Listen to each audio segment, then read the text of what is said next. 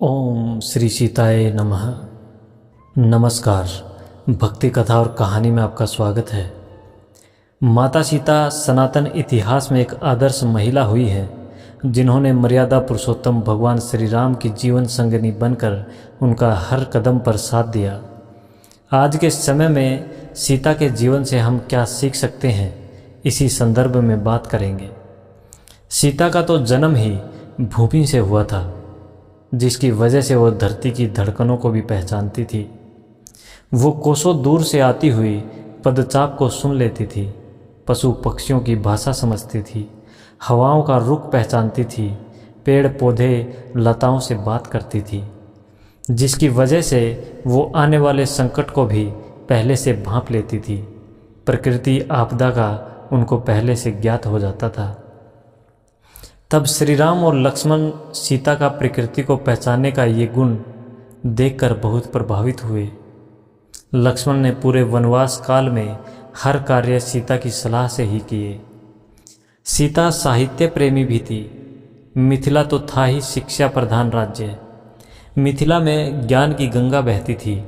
राजा जनक समय समय पर साहित्य संगोष्ठियाँ करते रहते थे, जिनमें सीता भी बचपन से ही भाग लेती थी। सीता ने महिलाओं के उत्थान के लिए बहुत कार्य किए। जैसे सीता ही थी जो सबसे पहले महिला शिक्षिका को गुरुकुल तक लेकर गई।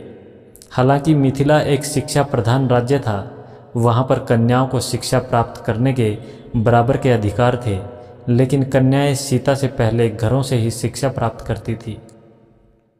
राजा जनक पहले इंसान थे जिन्होंने अपनी पुत्रियों को सबसे पहले गुरुकुल में भेजकर शिक्षा दिलवाई, और इसके बाद सीता ही थी वो जो महिला शिक्षिका को सबसे पहले गुरुकुल तक लेकर गई।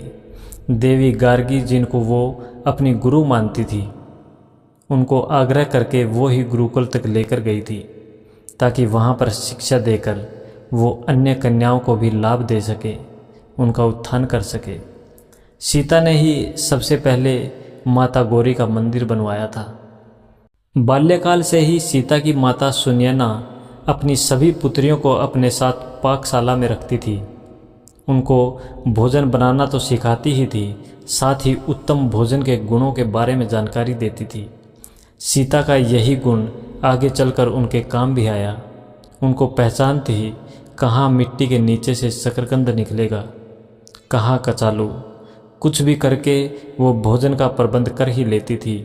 इससे हमको यही शिक्षा मिलती है, चाहे हम कितने भी पढ़े लिखे हों, कितने ही धनवान परिवार से हों, कितने ही घरेलू कर्मचारी हों हमारी मदद के लिए, लेकिन हमको स्वयं भी सब कार्य करने आने चाहिए। अयोध्या की महारानी होने के बाद भी सीता ने अपना जीवन बिना महंगे कपड़े, बिना महंगे साजो श्रृंगार के बिता दिया।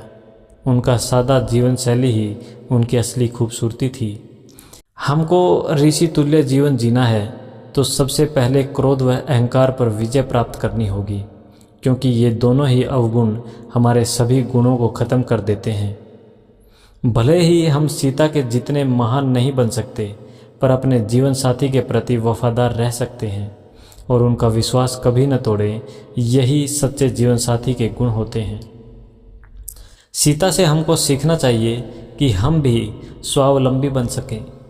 कैसे सीता ने वन में रहकर अपने जुड़वा बच्चों को जन्म दिया, उनको पाल पोस कर बड़ा किया, कैसे उनमें इंसानियत के गुण व संस्कार पोषित किए, कैसे उनमें बाल्यकाल से ज्ञान की गंगा प्रवाहित की, कैसे उनको छोटी सी उम्र में महान योद्धा बनाया, कैसे उनको वन में छोटे से छोटा काम करना सिखाया। शायद सीता इस धरती की पहली सिंगल मदर थी जिन्होंने बिना परिवार व पति के अपने बच्चों को बड़ा किया। सीता हम सब की आदर्श हैं, हम सब की प्रेरणा स्रोत हैं। शुद्ध, सरल, सात्विक, स्थितव, स्वावलंबी, संघर्ष, शालीनता, सुदृढ़ता, सुंदरता, सहृदयता का प्रचायक है सीता जी का चरित्र।